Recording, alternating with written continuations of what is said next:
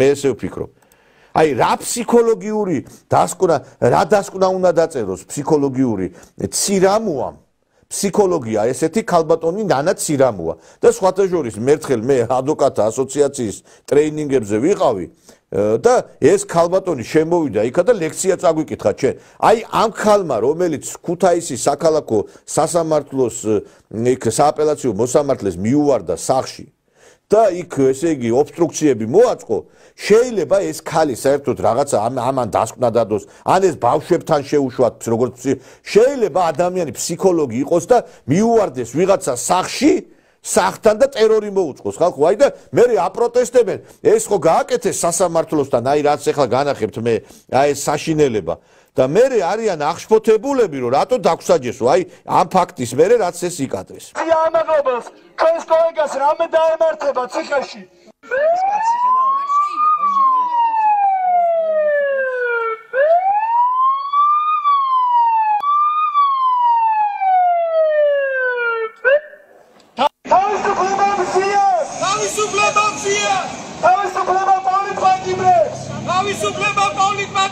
მოვედით იმიტომ რომ მისი ბრძანებით არ მოხდა მზია ამაღლებელის ადმინისტრაციული უпроსორად სააპელაციო საჩივრის განხილვა რომელთაც მზია დარჩა იوارიშვილის პოლიტიკურ ტყვეობაში ამით საქართველოში არსებული ყველა სამართლებრივი ინსტრუმენტი ამ ეტაპზე ამოწურულია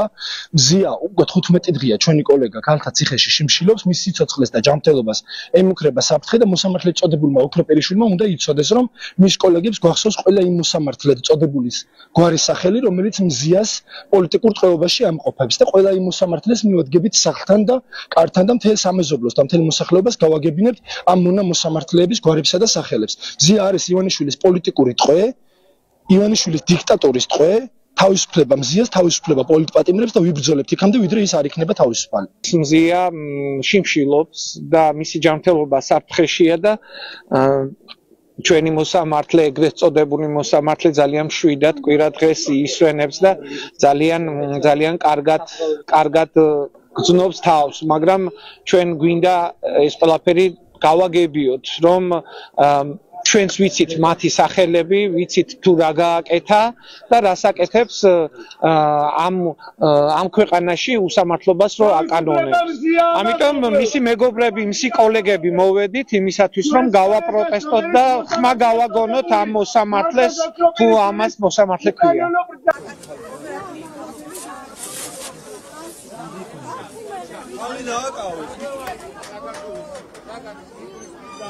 აი ხა ეს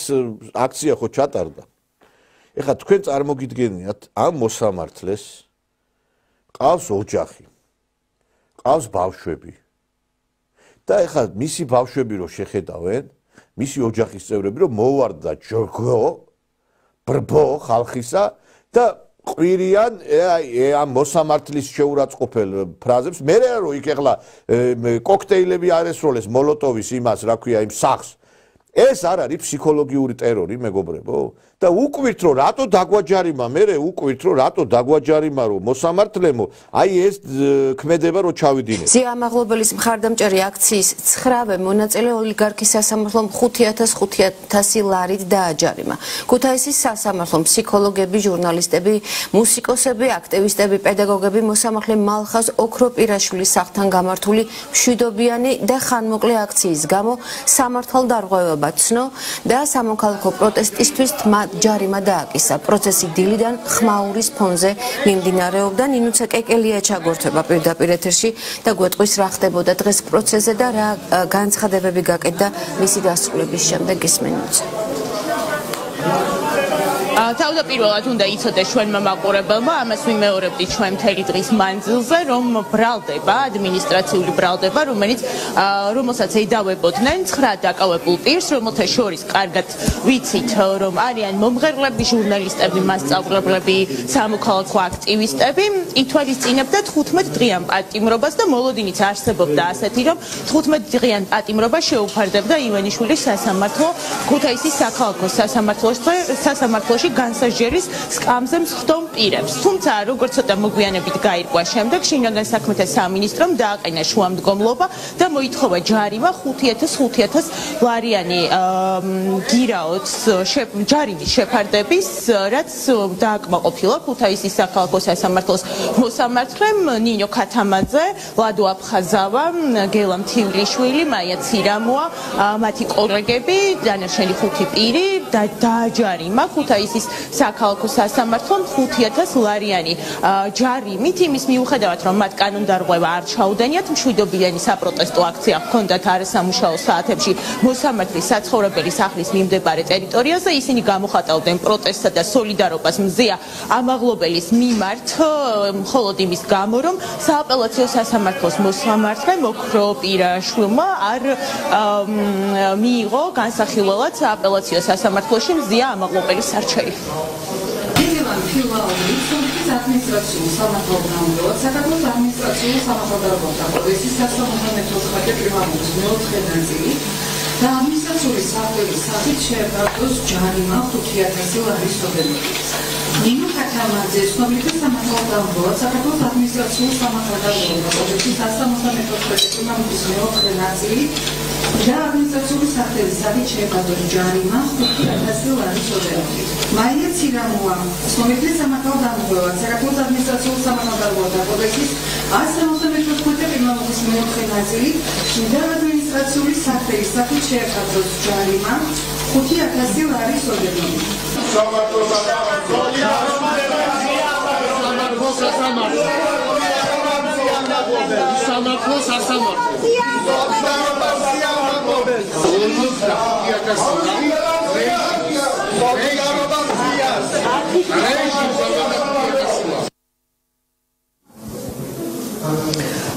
ცხადია რომ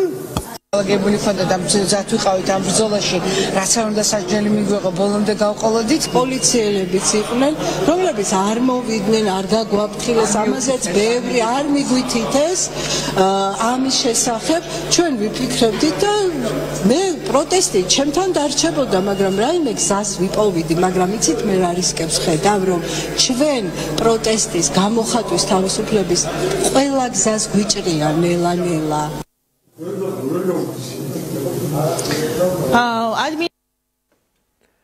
ესე იგი პროტესტის ყველა გზას გვიჭრიან. ამას ამბობს ფსიქოლოგი და ბავშვთა ფსიქოლოგია, იმიტომ რომ ბავშვების ფსიქოლოგიაზე საუბრობს ეს ლექციებს. მე მაინტერესებს, აი ხა შენ მართლა აი ბავშვთა ფსიქოლოგიაზე რო ლაპარაკობ. აი ახლა იმ მოსამართლეს როგორ ფიქრობ, იქ სახში ბავშვები არ აყავს, რომ იქ ქუჩაში რო იქ სახთან რო აქცია მოუწვე? მაინტერესებს, ესე იგი თქვენ რატო არ ფიქრობთ, რომ ადამიანებს რო შეურაცხყოფას აყენებთ ქუჩაში, ოჯახებთან რომ მიდიხართ, რა შუაშია თუ იმ მოსამართლის გადაწყვეტილება არ მოგწონს? ადექი გაასაჩივრე. ეხლა მე რომ მოვიდე თქვენთან ქალბატონო ცირამოა და სახში რომ გაგინოთ, გლანძღოთ, ეს არის კორუმპირებული, ეს არის გრანტებზე გაყიდული, დოლარი თუ არა იყო, ნაბის არ გადადგამს, გაზულუქებული, გრანტებზე მჯდომი, მოგეწონება თქვენ ესა? არა, მოგეწონებათ რომ ეს მოისმინოთ, არ ვიცი, შვილი ყავთ თუ არა, მოგეწონებათ თქვენმა შვილმა რომ ეს მოისმინოს? და პროტესტის ფორმა თუ გინდა გააპროტესტე პარლამენტთან, თუ გინდა გააპროტესტე სადღაც წადი, ეს სახში მივარდნები რა უბედურება. შენ რა ფსიქოლოგიაზე უნდა ილაპარაკო? შენ საერთოდ ამის მერე რომელმა ორგანიზაციამ უნდა აგიყვანოს შენ ტრენერად, ან რომელმა და დასკვნა უნდა შეგიკვეთოს შენ რაღაცა ფსიქოლოგიის შესახებ. აი ესეთი საზოგადოება შექმნა დასავლეთმა. ესე იგი ტერორს უწყობენ ყველას ეს ხალხი, გესმით თქვენ? და მე ვფიქრობ, რომ ამაზე უნდა იყოს უმკაცრესი რეაგირება. თქვენ ეხა წარმოგიდგენიათ სააკაშვილის დროს მოსამართლის სახთან რომ ვინმეს ეგეთი რამე გაებედა? გაციბირებული იქნებოდა. და 5,000 ლარი რატო დაგვაჯარისო? მე ვფიქრობ ძალიან ესეთი ჰუმანურად მოიქცა ეს სასამართლო 5,000 ლარი კიდე 60 დღეა პატიმრობას ითვალისწინე. 60 დღე უნდა გაეშვით იმაში პატიმრობაში. რომ ხვალ ზეგ სხვამაც არ გააკეთოს ეგეთი რაღაცა. უარავჯერ არ ყოფილა შემთხვევები, მეც არ მომწონებია მოსამართლის გადაწყვეტილება და რა ვდგე ხა სახში მივიდე და ვლანძღო და ვთათხო. ეს ტვინგაყინული ხალხი გავიგე, მაგრამ შეიძლება ფსიქო თავი რომ მოაქვთ კიტრივით რაღაცა ვიღაცებს, რომ ჩვენ აი ვართ ფსიქოლოგები, ჩვენ ვართ ესე იგი ხელოვანები. ჯერ თქვენი ნათამაში როლი მანახათ, თქვენი რაღაცა პოზიტივი მანახა პირიდან პირს რო გააღებთ, გინების და ლანძღვის მეტი არაფერი არ ამოდის იმ პირიდან. ზოგჯერ მეუხერხულება მართლა ამ გადაცემაში ისეთი რაღაცების გაშვება მიწევს, მართლა აი უხერხულ მდგომარეობაში ვარდები. ტყუ რაღაცა აი ორი სიტყვა, სამი სიტყვა, ესე იგი 300-ზე გაშვება და რაღაცა და ბოდიშ და ეს არის ნორმატიკცა საზოგადოების. რუსკი ვაენი კარაბლი ინდიისა. რო არა ეთყობა რაღაცა იცით რა არის ნათქვამია რა უფრო მას აქვს ნათქვამი ფროიდს რომ სექსუალური დაუკმაყოფილებლობა იწვევს აგრესიას. ამდენი სექსუალურად დაუკმაყოფილებელი ქალები რა უბედურებაა კიდე რა. მაგრამ ეგ გასაგებიც არის, იმიტომ რომ იმდენ პიდარასტებთან გიწევს ნაცებთან ურთიერთობა, ეს მაგათ ხო კაცობა არა აქვს, ამდენ ბოდიში და ეს სექსუალურად დაუკმაყოფილებელი ქალები, ამიტომაც არიან აგრესიულები. ამიტომაც არიან აგრესიულები, კიდე ერთხელ ვიმეორებ. თუ რა უბედურებაა მართლა სულ ბოდიში და ეხლა არ მინა იმ სასქესო ორგანოებზე მისი აქცენტების კეთება. რა იყო ჩვილო, რა გინდათ, ვინახართ, რა არის, რა უბედურებაა, რა არის. და ეს ქართველი ქალი ამას ამბობს ზოგჯერ აი მწხვენია ამ გადაცემას უცხოეთშიც უყურებენ და მწხვენია აი ქართველი ქალებზე დაგვეკარგა შტაბე მე კიდევ ერთხელ ყველაზე არ მაქვს საუბარი რა ღმერთმა დაგვიფაროს რომ ამას მრავლობიძე ვამბობდე და ვიძახდე მრავლობიძე და ქართველი ქალების ზე მქონდეს ყველაზე საუბარი მაგრამ დიდი ნაწილი ხო ესე არის ხო რა უბედურება აი არ ვიცი მე არ ვიცი აი კატასტროფის წინაშე ვდგევართ რა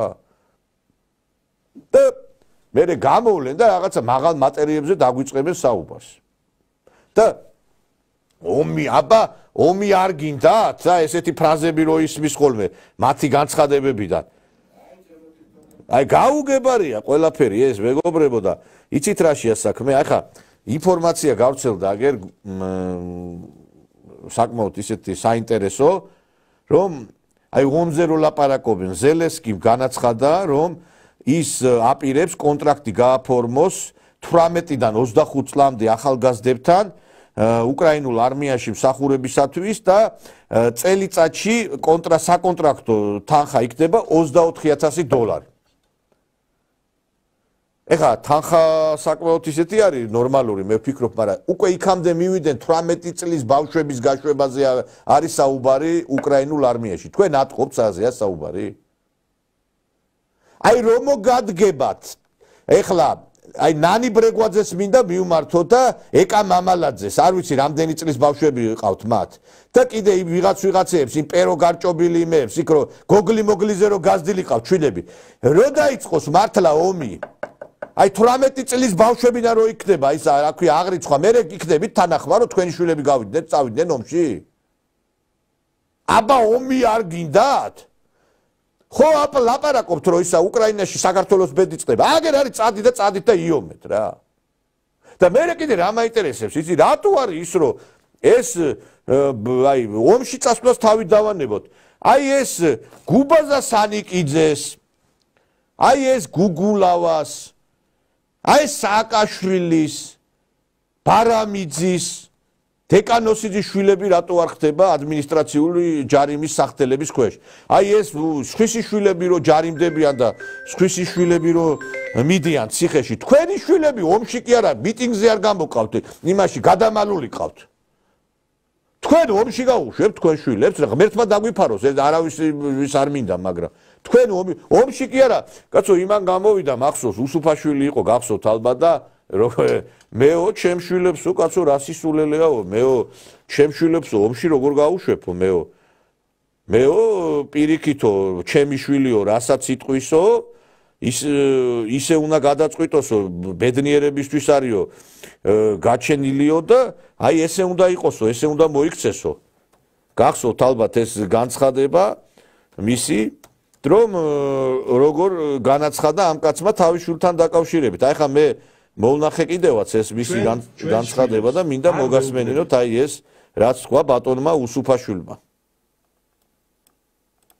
ჩვენს შვილებს არ ვეუბნებით რომ თქვენ ჩემო შვილო დავტოვე სახში ახლა რომ შენ დაიბადე და გაგაჩინეთ იმისთვის რომ სამშობლოს გმირულად უნდა შეეწირო მე ამას არ ვეუბნები შვილებს. მე ვეუბნები, რომ შვილო თქვენ დაიბადეთ და შეიქმენით და გახდით ამ ქვეყანაზე, რომ იყო თავისუფალი და ბედნიერნი. ეს არის ყველა აი ამ ლიბერალის ეს განასახიერებს აი ამ ლიბერალური სექტის სახეს. შენ უნდა ბედნიერებისთვის დაიბადო. მარტო. კენედიმ თქვა შენ იმას ნუ კითხავ ამერიკას, რა გაგიკეთა ამერიკამ, არამედ კითხე შენ თავს, შენ რა გაუკეთე ამერიკასო. შენ ქვეყანას. ანუ ამერიკაშიც კი თვლიან, რომ სამშობლოსთვის უნდა გაწირო თავი. ეს არის ნორმალურ ამერიკელებზე მაქვს საუბარი და არა იქ ეხლა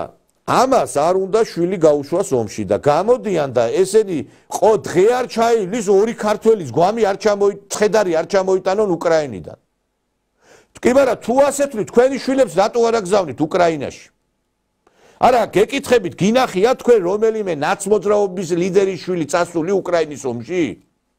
არა გეკითხებით ვინმე წასულა უკრაინის ომში ან ნაციონალურ მოძრაობის ლიდერის ან რაიონული შტაბის ან მაგალითად რა ვიცი მე ვინმე წასულა თქვენგან თქვენ გინდათ რომ პირტიტველა ქართველი ბიჭების სისხლზე თქვენი კარიერა აიწყოთ მე თითეული ქართველი რომელიც იქ უკრაინაში იღუპება გული მტკივა ვინც არ უნდა იყოს ამას არა აქვს მნიშვნელობა ნაციონალია თუ არ არის ნაციონალი საქართველოს შენ ვინ მოგცა შვილი დასაკარგავიო ნათქვამია ჩვენ ისედაც სირერიცხოვანი ერი ვართ არ ვყავ ჩვენ მე ჩვენ ისე უნდა გავიმარჯვოთ მეგობრებო რომ აი ჩვენი მოწინააღმდეგეებიც გამარჯვებული იყვნენ ჩვენთან ერთად და ეს ხალხი სამსხვერპლოზე უშვებს თავის ესე იგი სხვის შვილებს და თვითონ გამოდიან და აი ამას ლაპარაკობენ აი მოგასმენინებს არ ვეუბნებით რომ თქვენ ჩემო შვილო ანუ დავტოვე სახში ახლა რომ შენ დაიბადე და გაგაჩინეთ იმისთვის რომ სამშობლოს გმირულად უნდა შეეწირო მე ამას არ ვეუბნები შვილებს მე ვეუბნები რომ შვილო თქვენ დაიბადეთ და შეიქმენით და გახდით ამ ქვეყანაზე რომ იყო თავისუფალი და ბედნიერნი ჩვენ და ეს ამას საუბრობს ყოფილი თავდაცვის მინისტრის მეუღლე ხიდაშელი ცხუასე ფიქრობს ეხლა სუსუფაშვილი და ქალი იყო თავდაცვის მინისტრი რომელიც ესეთი აზროვნება აქვს რომ შვილმა როგორც გადაწყვეტს ისე უნდა მოიქცეს თურმე მოვალეობა და ვალდებულება არ არის რომ სამშობლოს ემსახურო აი მაგალითად ისრაელში სიბჩხილად ითვლება კაცი თუ სამხედრო სავალდებულო სამსახურს არ მოიხდის მე მყავს მეგობარი მაგალითად რომლის შვილიც ისრაელის მოქალაქეა და იქ მსახურობს ისრაელში და აი რო მოდის ესე იგი ეს რაღაცა გარკვეულწილად ის რაღაცა ეს მოსვლა ეს რაღაცა თავდაცვის სამინისტროდან უწყება რომ აი რო უკვე უნდა წავიდეს გაწევის დრო არის რაღაცა სიხარულით მიდის იქ იმ და არავინ ქალს არ გამოგატანს ისრაელში თუ კი ჯარში არ ახარ ნამყოფი ეხლა ამათ სიმართლე რო გითხრა ქალი არ უნდათ ისედაც ამათ ქალი რაში ჭირდებათ იმიტომაც არიან ეს გამწარებული ქალები ნაციონალების დარბიან და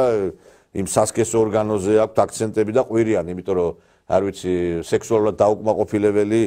ოცეულები და ასეულები დარბიან რუსთაველზე მაგრამ ფაქტი ერთი არის მეგობრებო რომ ჩვენ გვეუნებიან რომ უკრაინას უნდა დავეხმარო და თვითონ თავიანთი შვილები გადამალული ყავთ იქითკენ და არიჩენენ იმას რა ქვია გარკვეულწილად ვალდებულებას რომ დაეხმარონ აი მოძმე უკრაინას და აგერ უკრაინა კიდე $24000 თავაზობს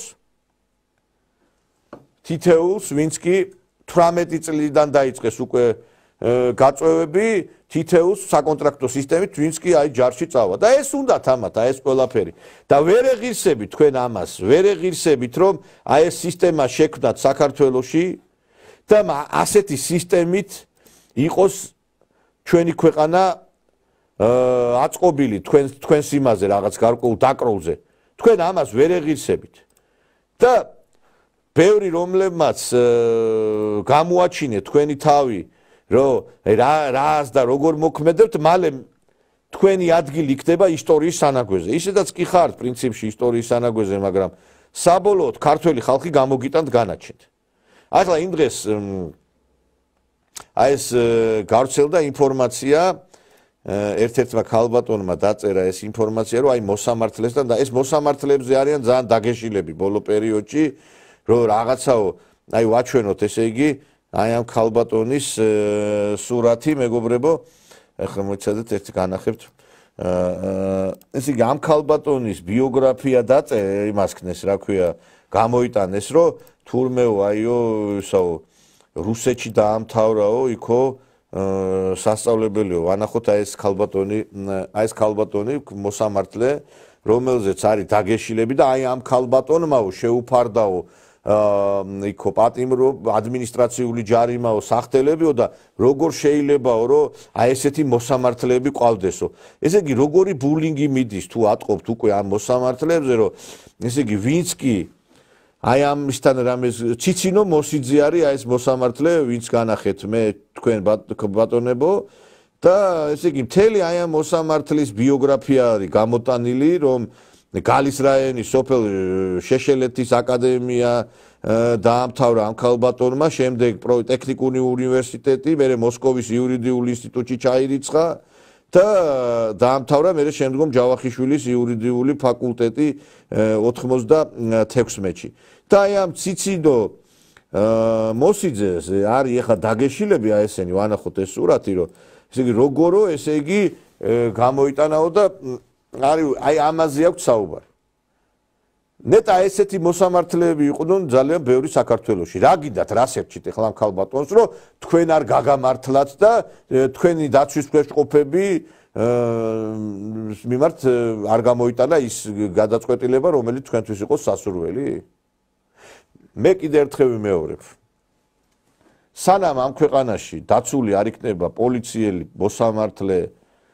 იგივე ჩინოვნიკი საერთოდ ქვეყნის დაცვაზე და თვითეული ჩვენთანგანის დაცვაზე ხო ლაპარაკი ზედმეტი არის იმიტომ რომ თუ თავს დაცულად არ გზნობს მოსამართლე რომ გადაწყვეტილების შემდგომ მასთან სახში არ მივარდებიან და ესეთი განცდა ექნება რომ ვაიმე ჩემთან სახში როგორ იქნებიან ჩემი შვილები ვინმე ხო არ მივარდა მაშინ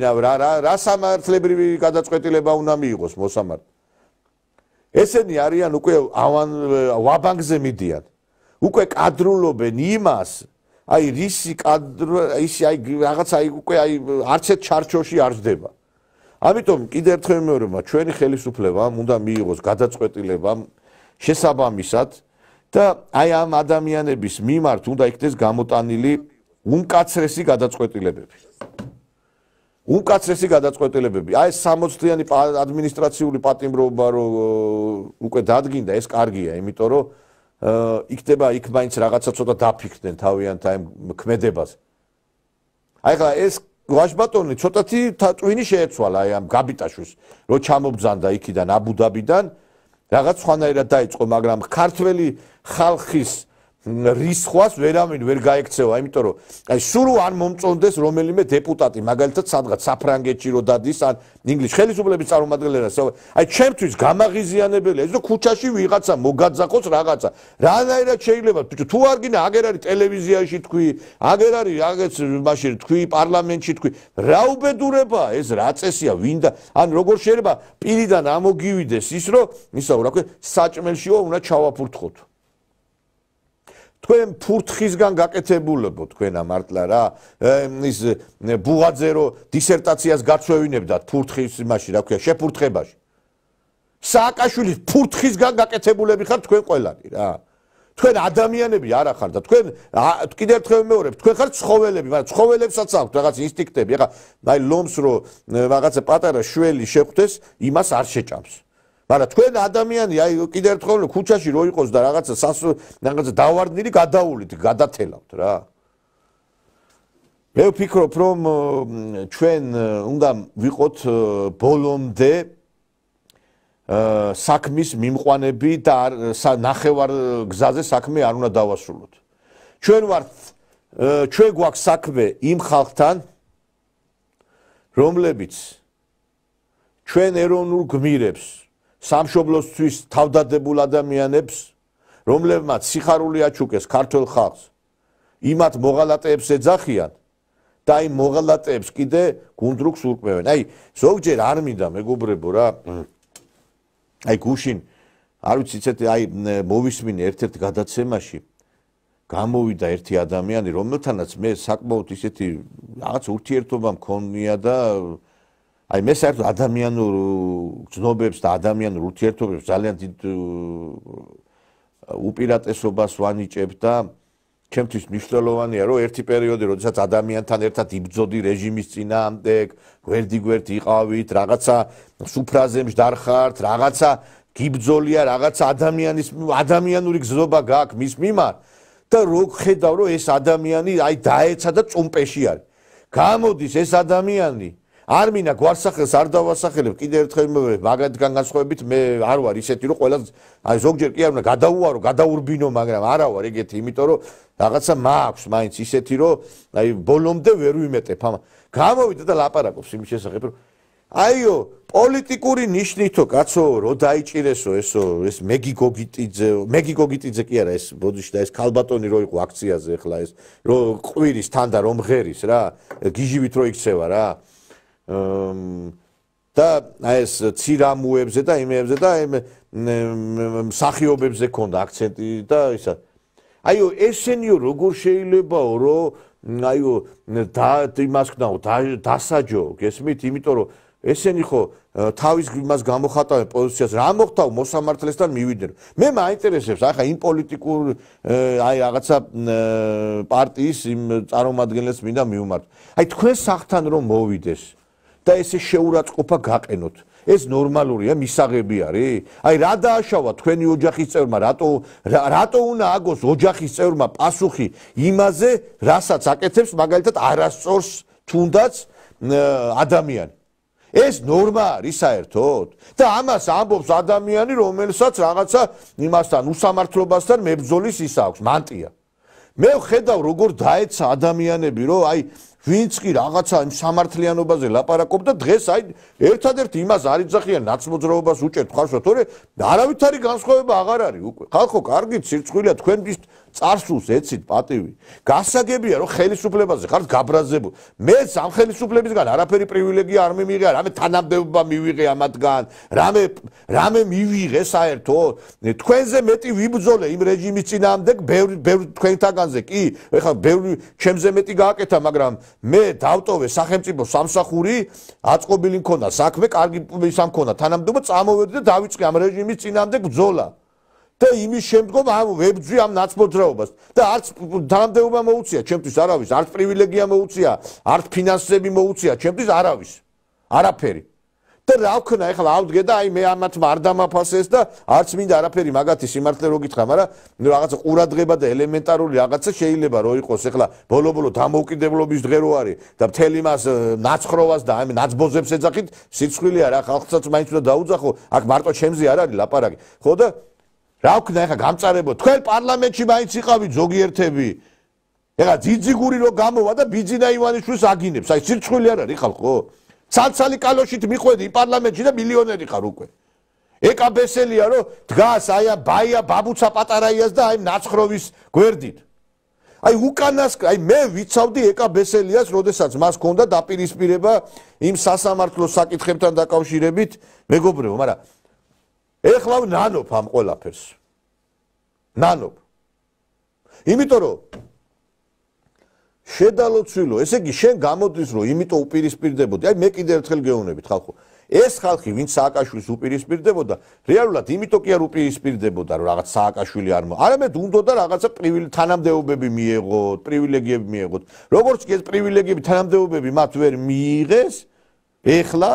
დაკარგეს უпроსტორეთ იმიტომ რომ ბევრს ქონდა ეს პრივილეგიები ხა სამი მოწვევის პარლამენტში რო იქდები ხო არ უნდა დაბერდე იქ არა